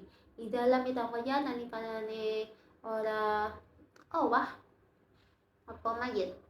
Jadi yang pertama adalah karena ingin memandikan mayit. Jadi semisal mayit tadi itu lupa dimandikan, kemudian sudah terlanjur dikuburkan, maka kuburannya tadi ini bisa digali ulang agar mayit tadi ini bisa dimandikan. Tapi dengan syarat jasadnya masih belum berubah, jadi masih sama seperti dia awal kali meninggal. Wajitaujihi lan madhepaken mayit ilal kiblati maring kiblat. Kemudian alasan yang kedua adalah menggali ulang karena ingin menghadapkan mayit tadi ini ke arah kiblat. Walil mali lan krono bondo idatu pinan nalikanane den pendem apa mal ma'ahu semertane mayit. Juga alasan yang ketiga adalah karena ada harta yang tidak sengaja ikut terpendam bersama mayit, maka kuburannya tadi ini boleh digali ulang. Walil mar'atilan krono wong wadon idatu pinan nalikane den pendem sapa jeninuha jenine mar'ah ba'am kana sama mungkin apa hayatuhu uripe janin. Yang terakhir adalah kuburan seorang mayit itu boleh digali jika mayitnya tadi ini adalah seorang wanita yang mana dia ini hamil, kemudian ada janin di dalam perutnya. Kemudian janin tadi ini masih ada kemungkinan hidup, maka tidak apa menggali ulang kuburan tadi itu. Faslon tawi iku fasal. Al isti'anatu tawi pira-pira amri pitulung iku arba'u khisolin ana 4 pekerti. Pasal ini menerangkan tentang meminta pertolongan itu ada 4 macamnya. Rupanya mubahatun mubah wa khilaful aula wa makruha dan makruh wa wajib dan wajib. Jadi ada meminta pertolongan itu dia ada hukumnya mubah, kemudian ada yang hukumnya khilaful aula, hukumnya makruha, hukumnya wajib. Falmubahatu maka tawi isti'anah ka mubah ya mubah iku takribul ma'i marekaken banyu. Jadi pertolongan yang di hukumnya mubah itu adalah jika kita meminta untuk mendekatkan air kepada kita. Nanti perlu diketahui sebelumnya ketika melaksanakan wudhu itu kita harus melaksanakannya secara mandiri. Jadi diri kita sendiri yang melakukannya. Tapi ada beberapa pertolongan yang dibahas dalam wudhu ini. Yang pertama, pertolongan yang dianggap hukumnya mubah, yaitu ketika kita meminta tolong untuk mendekatkan air kepada kita, maka kita bisa berwudhu. Wa khilaful aula, kemudian ada pertolongan yang hukumnya khilaful aula, jadi masih menjadi perdebatan para ulama. Ya khilaful aula kusabul ma'i ngesok banyu ala nahwi mutawaddi ngatasi arane wong kang wudhu. Jadi hukumnya khilaful aula ini ketika seseorang ini meminta agar air yang akan digunakan untuk berwudhu itu dituangkan ke arahnya. Jadi ada seseorang yang menuangkan air, kemudian orang yang berwudhu mengambil air dari air yang dituangkan tadi. Wal makruhatu lan wal makruhatu tawi makruh ya makruh iku liman mare wong yang silu kang baso sapa man a'dha'ahu ing bila-bila anggotane mutawaddi. Kemudian meminta pertolongan ini dia akan hukumnya makruh jika seseorang ini dia membasuhkan anggotanya orang yang tadi berwudhu. Ini berbeda ya dengan khilaful aula tadi, itu hanya menuangkan air saja. Tapi yang hukumnya makruh ini jika seseorang ini dia sudah sampai di tahap dia yang membasuh anggota wudhunya mutawaddi. Wal wajibatu lan utawi isti'anah kang wajib ya al wajibah iku lil maridi maring wong kang lara indal ajisi dalam nalikane apes. Tetapi isti'anah atau pertolongan dalam melaksanakan wudhu ini akan berhukum wajib jika seseorang ini dia sakit kemudian dia tidak mampu untuk wudhu dengan sendirinya. Faslun tawi ki kufasal al amwalu tawi biro-biro bondo alladzi kang tazamu kang tetep fiha ing dalam alati apa az-zakatu zakat iku sitatu anwa'in enam biro-biro macam. Pasal ini menjelaskan tentang harta-harta yang diwajibkan untuk dizakati. Ini ada 6. Apa saja? An-na'amu rupane rojo koyo yakni hewan ternak, warna kedani emas perak, wal mu'asyaratu lan perkara kang den zakati 1/10. Nah, ini yang dimaksud adalah tumbuhan seperti hasil perkebunan atau hasil pertanian.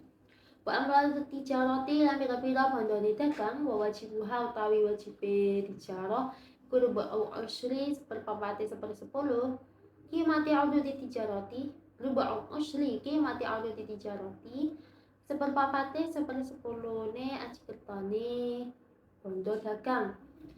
Juga yang wajib dizakati adalah harta dagangan, jadi harta hasil dagang. Nah, ini kewajibannya berjumlah 1/4 dari 1/10 hasil dagang tadi. Dikasih lan bondo timbunan, jadi jika ditemukan suatu harta yang tertimbun, yang mana diperkirakan timbunan tadi ini di masa jahiliyah, maka wajib untuk dizakati juga. Wal ma'dinu lan barang tambang, jadi seperti mungkin tambangan dari emas atau berlian, itu juga harus dizakati. Fasun tawi kupasal yajibu wajib apa shaum ramadhana poso Ramadan bi ahadi umurin sebab salah sijinya pira-pira perkara khamsatin kang ono 5. Pasal ini menjelaskan bahwasannya puasa Ramadan itu akan wajib disebabkan salah satu dari 5 perkara. Ahaduha utawi salah sijine umur iku bika mani Sya'bana kelawan sempurnane bulan Sya'ban salah sina ing 30 apane yauman dinone. Yang pertama yakni jika bulan Sya'ban ini telah sempurna berjumlah 30 hari, maka keesokan harinya wajib puasa Ramadan. Wasaniha utawi kaping umur iku biru yatil hilali kelawan ningali hilal fi hakiman ing dalem hake wong ro'a kang ningali sapa man hu ing hilal. Pak ingkana senajan ana sapa man iku fasikon wong kang fasik. Yang kedua ini semisal seseorang ini melihat hilal.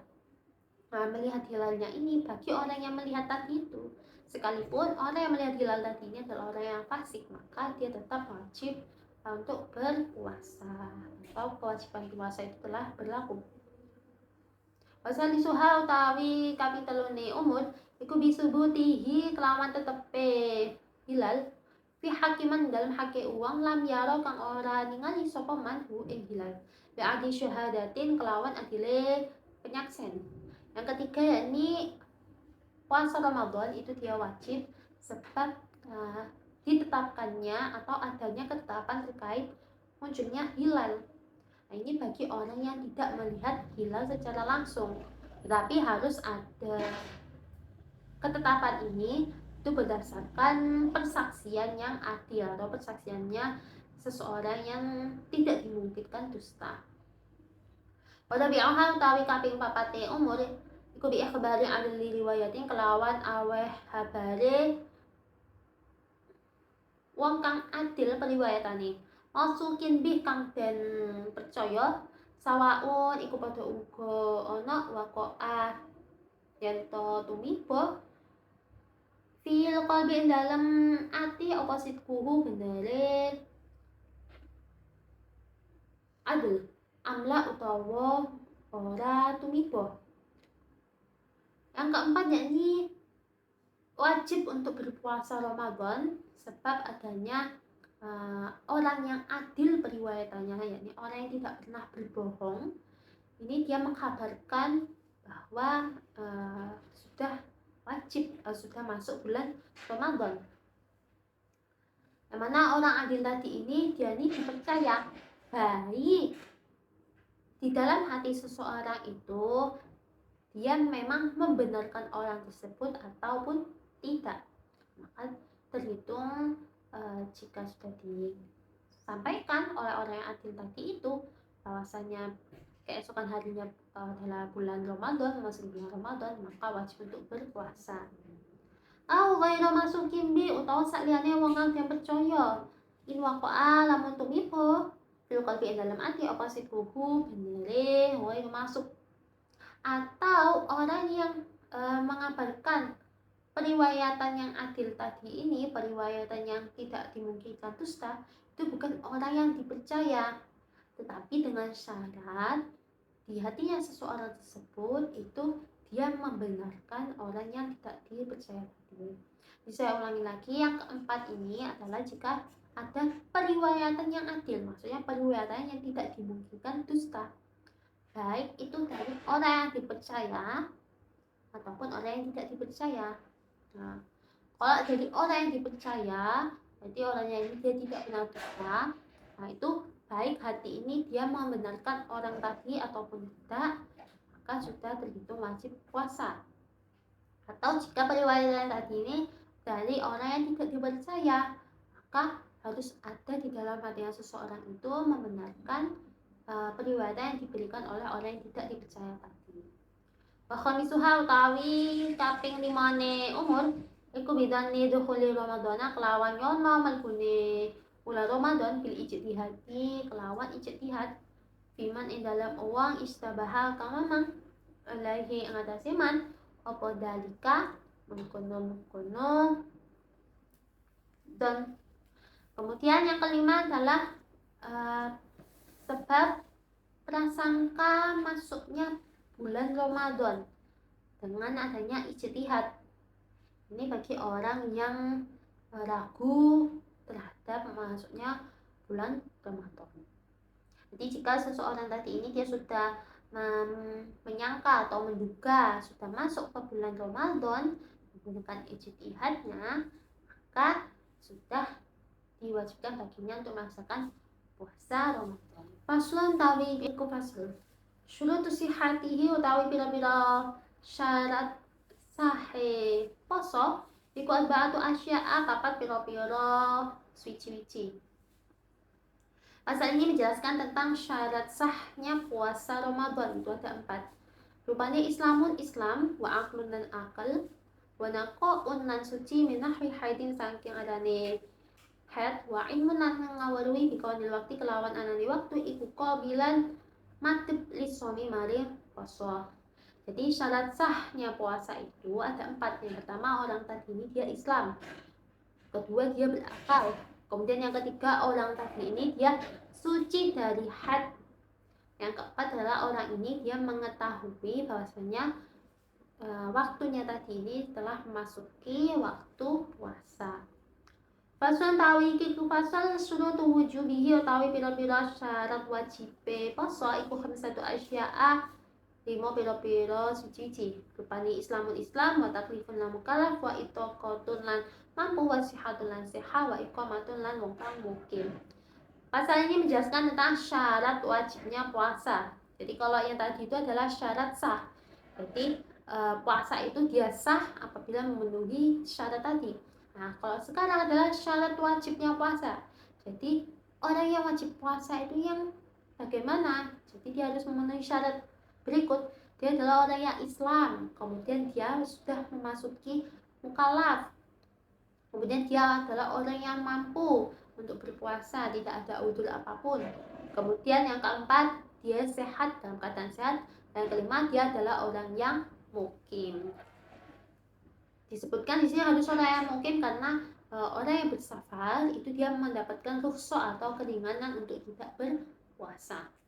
Fasun tawi kiku fasal arkanuhu tawi pira-pira rukune poso iku salah satu asya'a telu pira-pira suci-suci. Pasal ini menjelaskan tentang rukun-rukunnya puasa. Jadi puasa itu dia rukunnya apa saja yang harus dilakukan. Siji niatun niat lailan ing dalem wengi liku liyamin maring saben-saben dina fil fardhi ing dalem poso fardu. Jadi setiap malam, setiap harinya itu dia harus niat niat berpuasa fardu. Itu rukun yang pertama. Kemudian kedua watar kumuftirin lan ninggal perkara kang batalaken zakiron hale wong kang eling muhtaron tur wong kang ora den peksa ora jahilin sakliyane wong kang bodho makdulin kang den sepuro. Kemudian yang kedua yakni seseorang ini harus meninggalkan hal-hal yang bisa membatalkan puasa. Nah, dia meninggalkan hal-hal yang membatalkan tadi itu dalam keadaan pertama dia ingat bahwa dia puasa. Kemudian kedua dia ini dalam keadaan tidak dipaksa apapun. Terus yang ketiga adalah dia ini bukan orang yang jahil ma'dzur, orang yang bodoh yang dimaafkan. Orang yang jahil ma'dzur itu siapa? Ini orang yang baru saja masuk Islam atau dia ini tumbuh di daerah yang jauh dari ulama. Waswaimun lan wong kang poso.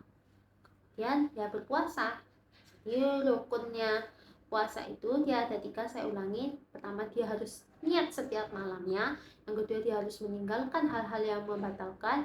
Kemudian yang ketiga dia harus berpuasa. Nah, maksudnya berpuasa ini apa? Yaitu dia meninggalkan hal-hal yang membatalkan mulai dari waktu subuh sampai nanti tenggelamnya matahari atau waktu maghrib.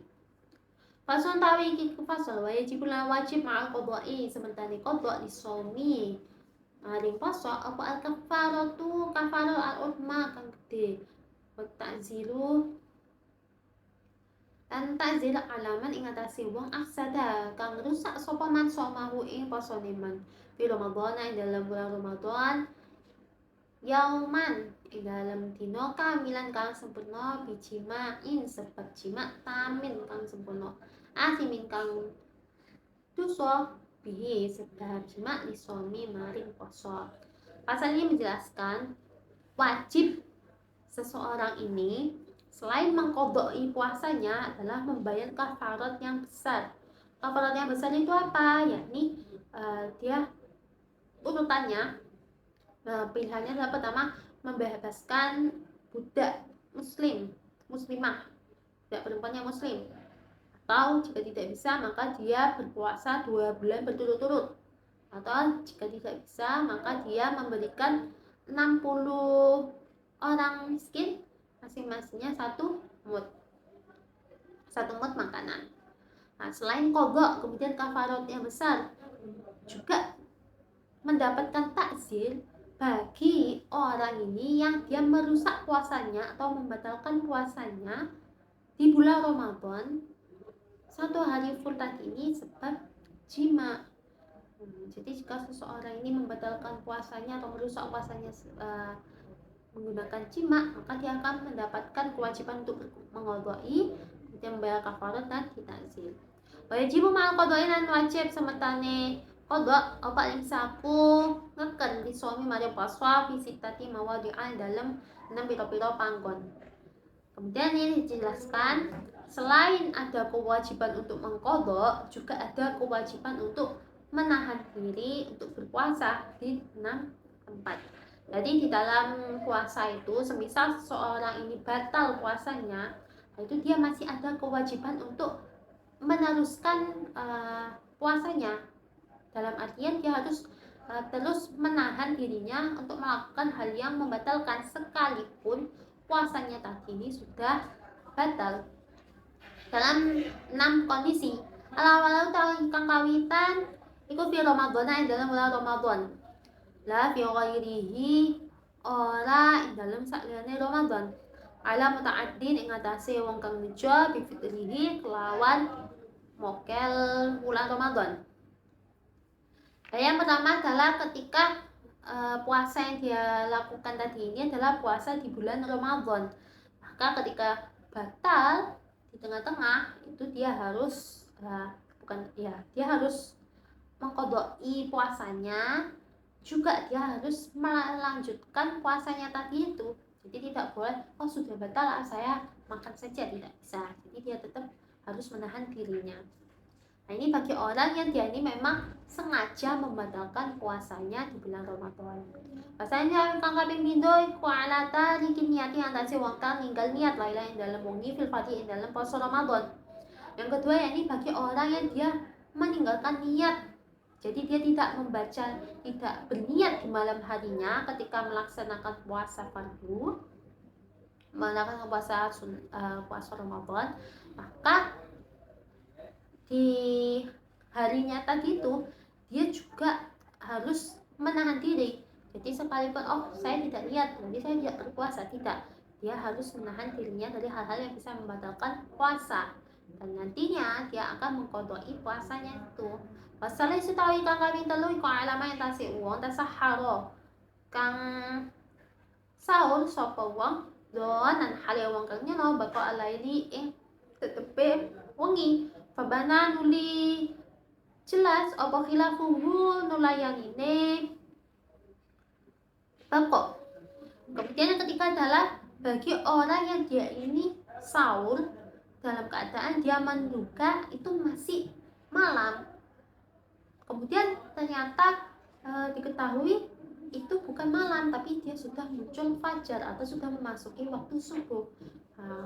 Orang yang sahur di melebihi batas waktu sahur tadi itu karena dia menyangka masih malam, itu dia juga harus menahan dirinya dari hal yang bisa membatalkan puasa, dan nantinya dia juga akan mengotori puasanya.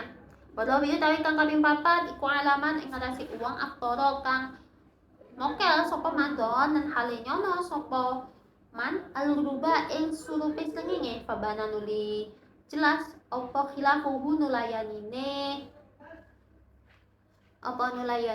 wudhu aidan kelawan maneh. Yang keempat adalah bagi orang yang dia ini berbuka puasa dengan menyangka bahwa itu sudah tenggelam matahari atau sudah memasuki waktu maghrib, dan ternyata jelas bahwasanya hal itu masih belum maghrib.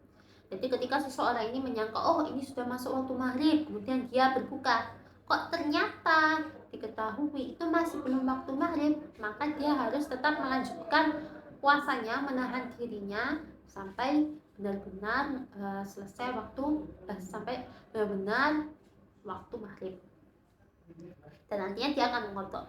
Lalu khamisu tawi kang kaping 5 iku alama nasi uang faana kang jelas lahu maring man yo masalah sina dalam dina kaping 30 min Sya'ban saking ulan Sya'ban apa nahu sak temene yaum iku min Ramadan saking bulan Ramadan. Jadi yang kelima ini dia harus menahan diri dari hal yang bisa membatalkan puasa, juga dia akan wajib untuk qada bagi orang yang dia ini ternyata diketahui hari ke-30 bulan Sya'ban itu adalah bulan Ramadan. Jadi kan memang di dalam perhitungan bulan-bulan di Hijriah itu kan biasanya kalau tidak 28 berarti 29.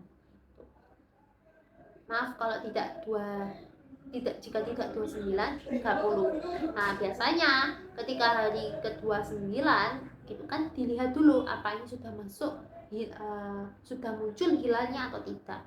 Jika tanggal 29 Sya'ban tadi itu tidak muncul hilal, maka akan diteruskan dianggap keesokan harinya adalah tanggal 30 Sya'ban. Jadi masih belum masuk bulan Ramadan.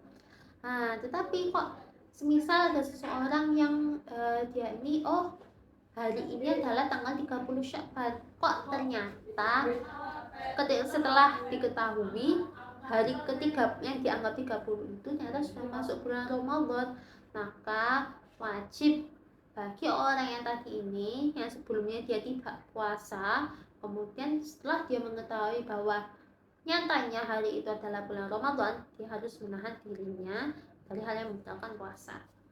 Asadisu tawi kang kaping 6 iku alaman tasik uang sabako kang karihu iman apa maul mubalaghati banyu kang banget mimawatotin saking kemuwasin syakilan istinsya. Yang keenam adalah seseorang ini dia harus atau wajib untuk menahan dirinya dari hal-hal yang bisa membatalkan puasa jika dia kemasukan air sisa dari berkumur atau istinsya. Pasun tawi kiku pasal yap dulu batal apa asomu poso biridatin sebab murtad. Nah, pasal ini menjelaskan tentang puasa itu bisa batal karena apa saja. Yang pertama karena murtad. Wahaidin lan haid. Kemudian jika seseorang ini di tengah puasanya haid, batal berarti puasanya. Wanifasin lan nifas. Kemudian di tengah puasanya dia ada nifas. Wawiladati lan melahirkan. Di tengah puasanya dia melahirkan. Wajununin lan gendeng, di tengah puasanya kok ternyata dia gila, maka betul puasanya. Walau lahdotan senajan ikut sedilu, sekalipun gilanya tadi itu hanya sebentar saja, maka puasanya tetap batal. Babi ilmain dan sebab ayanan, jika seseorang dalam puasanya di tengah puasanya tiba-tiba dia epilepsi. Wasakrin lan mendem adakan ngejo sopo uang bihi kelawan seger. Dan jika seseorang itu dia mabuk, mana mabuknya tadi itu dia sengaja memang untuk bermabuk di hari itu, maka puasanya akan batal. In amma lamun nuli apa seger jami'an hari dalam sakabehane dina. Jika memang mabuknya tadi itu dia full dalam satu waktu puasa tadi. Faslon tawi kiku fasal al-iftiharu tawi mokel fi Ramadan yang dalam bulan Ramadan ikhwal ba'du anwa'in papat pila-pila macam. Pasal ini menjelaskan tentang kondisi tidak berpuasa di bulan Ramadan itu ada 4 macam. Pertama, wajib kama fil haidin dalam wongkang haid wa nufasai dan wongkang nifas. Jadi hukumnya wajib untuk tidak berpuasa bagi orang yang haid ataupun orang yang nifas. Jaizunan jaiz menang kama fil musafiri kalau oleh dalam wongkang bepergian wal maridilan loro. Kemudian tidak berpuasa di bulan Ramadan itu nanti hukumnya jaiz atau boleh bagi orang yang bepergian maupun orang yang sakit. Wala lan ora wajib wala lan ora jaiz kama fil majnun kaya oleh dalam wongkang gendeng. Kemudian tidak berpuasa di bulan Ramadan itu hukumnya bisa tidak wajib ataupun tidak jaiz. Ini seperti orang yang gila. Nah, itu jika dia tidak puasa, maka hukumnya itu ya tidak wajib ya juga tidak jaiz. Tidak puasanya tadi itu.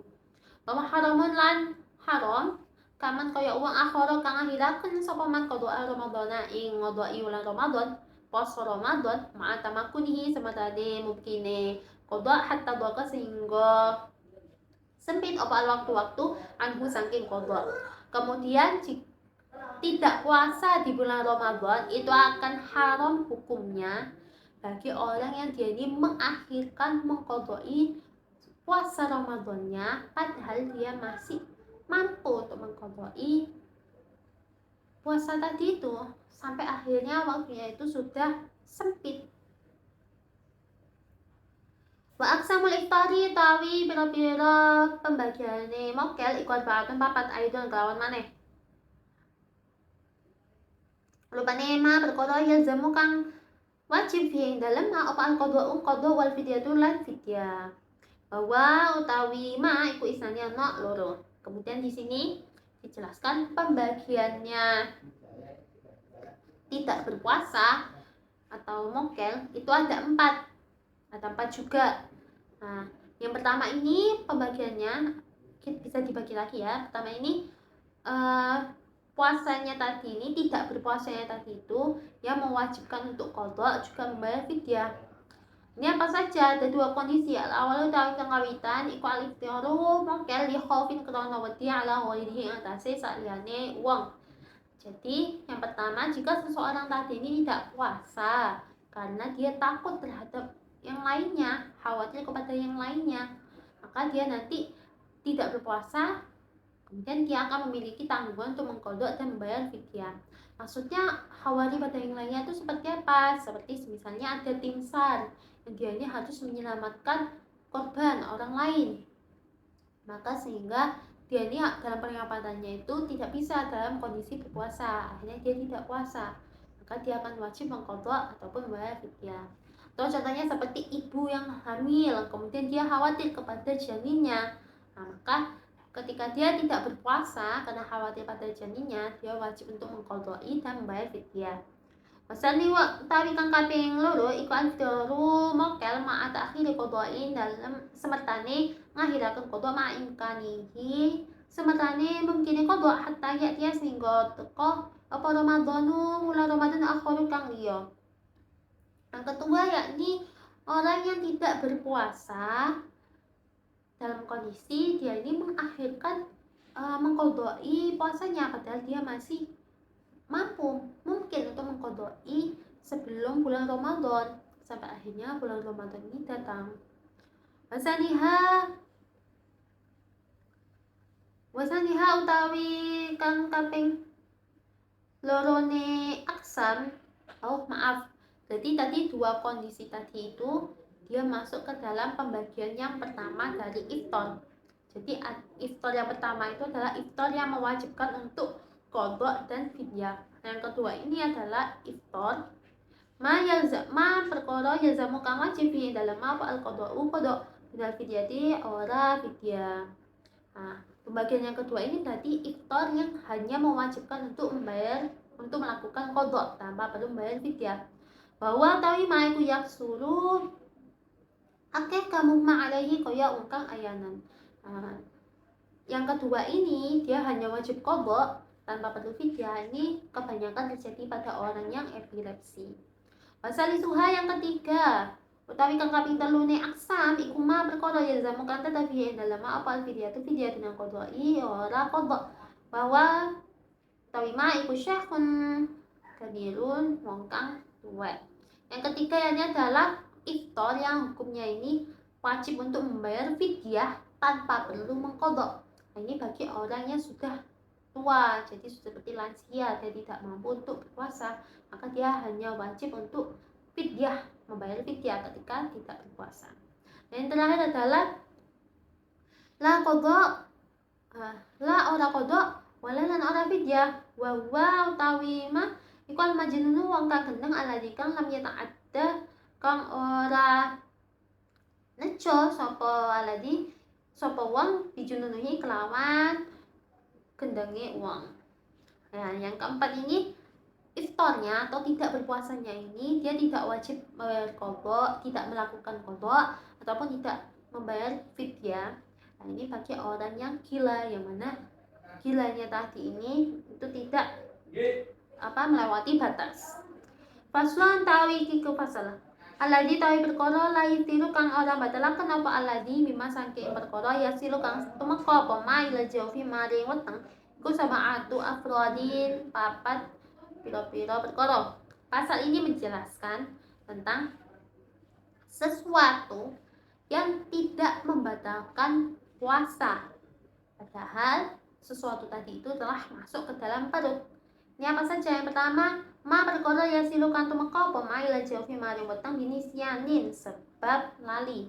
Jadi jika ada sesuatu yang masuk ke dalam perut, tapi kondisinya orang ini dia lupa kalau puasa, maka sesuatu yang masuk tadi itu dia tidak membatalkan puasanya. Au jahlin tawa wong kang bodoh, atau orang ini dalam kondisi dia bodoh. Maksudnya apa? Dia tidak tahu bahwasanya sesuatu yang masuk tadi itu bisa membatalkan puasanya. Au ikrahin utawa kepeksa, atau seseorang tadi ini sampai ada sesuatu, anggap saja makanan ya, makanan yang masuk ke dalam perutnya, tapi dalam kondisi dia ini dipaksa untuk memakan makanan tersebut. Wabijaroyani rikin lan kelawan lumakune itu bima kelawan perkara baina dalam antara baina asnai ninggi dalam antarane untuk lima. Makot aja jalan teman-teman apes an majihi saking ngelepeh li oblihi krono udure uang. Nah, kemudian sebab apa? Tertelannya ludah yang ada di antara giginya seseorang, yang mana ludah tadi itu tidak mampu untuk diludahkan ya, karena adanya udur. Jadi misalnya seseorang ini dia ada ludah di dalam mulutnya, itu ada di antara giginya ludahnya tadi. Kemudian ludahnya tadi ini ternyata tertelan ke dalam perutnya. Dalam kondisi sebelumnya dia ini tidak bisa meludahkan ludah tadi itu karena ada udur, maka ludahnya tadi ini tidak membatalkan puasanya. Pamalah berkata waswala kang tumeka apa ma ilal jaufi maring weteng. Maka dalam apa ma iku baru torikin debune dalan. Kemudian jika sesuatu tadi yang masuk ke dalam perutnya ini ternyata adalah debunya jalan, maka tidak membatalkan puasa. Pemana berkata wasolakan tumeka ilaihi maring jauh, wasolakan tumeka apa ma ilaihi maring jauh. Bahkan dalam anak apa ma iku huwur balat tadakikin ayaane tepung. Kemudian tidak membatalkan juga jika sesuatu yang sampai ke dalam perut tadi itu ternyata adalah apa? Ayakan dari sesuatu yang lembut seperti tepung. Jadi misalnya seperti apa ya, tebarannya tepung. Ketika seseorang dalam keadaan berpuasa, kemudian misalnya dia membuat kue, nah ketika dia menuangkan tepung, kok ternyata ada tepungnya bertebaran. Nah, ternyata tadi itu kehirup atau masuk ke dalam mulutnya hingga sampai ke dalam perutnya. Nah, itu tidak membatalkan puasa. Al-dubaban utawa lalat toiran kang miber au nahwahu utawa sepadane zubab, atau semisal ada lalat yang terbang atau semisalnya kemudian masuk ke dalam perutnya, maka itu tidak membatalkan puasanya. Jadi tadi adalah hal-hal yang tidak membatalkan puasa seseorang sekalipun sudah masuk ke dalam perutnya. Wallahu tawi Allah iku a'lamu luwih pengerti biswabi kelawan kang benar. Wallahu a'lam bishawab. Alhamdulillah kita telah menyelesaikan mempelajari kitab Safinatun Najah ini, mulai dari pasal terkait tasydid yang ada di minimal sholawat kepada Nabi sampai ke pembahasan perkara yang tidak membatalkan puasa padahal sudah masuk ke dalam perutnya. Nas'alullah al-karim bijahi nabiyil wasim an yukhrijani minad dunya musliman wa walidayya wa ahibbai wa man ilayya tama wa ayyaghfira li wa lahum maqahlimatin wa lamah. Wassallallahu ala sayyidina Muhammad bin Abdullah bin Abdul Muttalib bin Hashim bin Abdul Manaf Rasulillah ila kafadil khalqi rasulil malahim habibillahil fadil khatib wa alihi wa sahbihi ajma'in walhamdulillahi rabbil alamin. Semoga apa yang kita pelajari ini bisa bermanfaat bagi kita semua dan bisa selalu kita ingat. Sampai di sini. Assalamualaikum warahmatullahi wabarakatuh.